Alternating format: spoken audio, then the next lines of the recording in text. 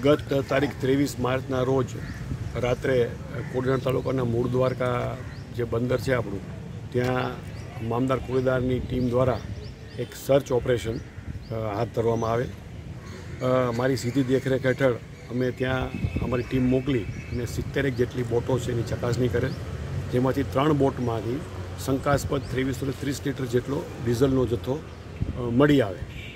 આ બોટો જે છે એની આગળની તપાસ કરતાં મૂળ દ્વારકાના માછીમાર કાસમ ઉમર ઇસ્બાની બોટ અજમેરી, અનવર ઉમર અસ્બાની દરિયા દોલત 3 નામની 2 બોટો જે રજિસ્ટર્ડ થયેલી હતી તેની વિગતો મળેલ. અને ત્રીજી જે નાની બોટ હતી કે જેમાં યામાનું એન્જિન લગાડ્યું હતું એ બિલકુલ અનરજિસ્ટર્ડ કે કોઈપણ જાતના રજિસ્ટ્રેશન વગરની હતી, જે ઘણી ગંભીર બાબત કહેવાય મળી આવેલ.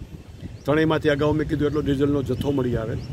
એની ડિટેલ ચકાસણી કરતાં આના માલિકો જે રજિસ્ટર્ડ બોટના માલિકોને બોલાવતા તમામની જે છે પરમિટ એ 20 તારીખે પૂરી થઈ ગઈ હતી. બીજાને તો પરમિટ પણ નહોતી દરિયામાં જવાની.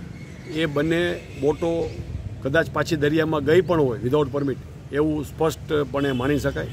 ત્રીજી જે બોટ છે એના માલિકની વિગત આ બંને બોટ માલિકો પાસેથી મેળવેલ.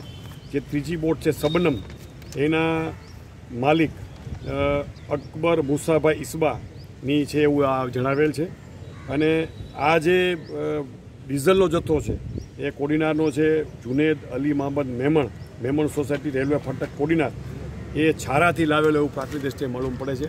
આ બંને જે ઇસમો છે એની ડિટેલ અમે મેળવી લીધી છે. એને પણ અમે રૂબરૂ બોલાવી અને એની પાસેથી કે ક્યાંથી એ લોકો ડીઝલ લાવ્યા છે અને આ અનરજિસ્ટર્ડ બોટ છે એ ક્યાં એને ઉપયોગ કર્યો છે એ અમે મેળવી લઈશું.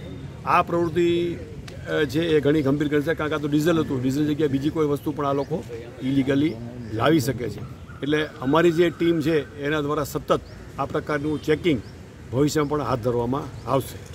સર, ખાસ કરીને દરિયાઈ જે ફિશિંગ સાથે સંકળાયેલા માછીમારોને બધી છે તે આવી પ્રવૃત્તિઓથી દૂર રહે તેના માટે તમે શું સંદેશ આપશો?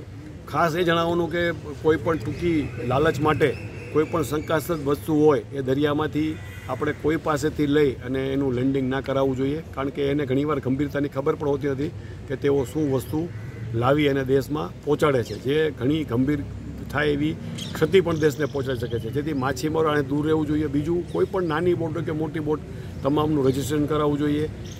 એ ઓનલાઈન રજિસ્ટ્રેશન થાય છે, મોબાઈલથી પણ થાય છે, એમાં બીજી કોઈ તકલીફ પણ નથી. એટલે રજિસ્ટ્રેશન કર્યા વગર દરિયામાં ના જ જવું જોઈએ એવી એક અપીલ કરવામાં આવે છે.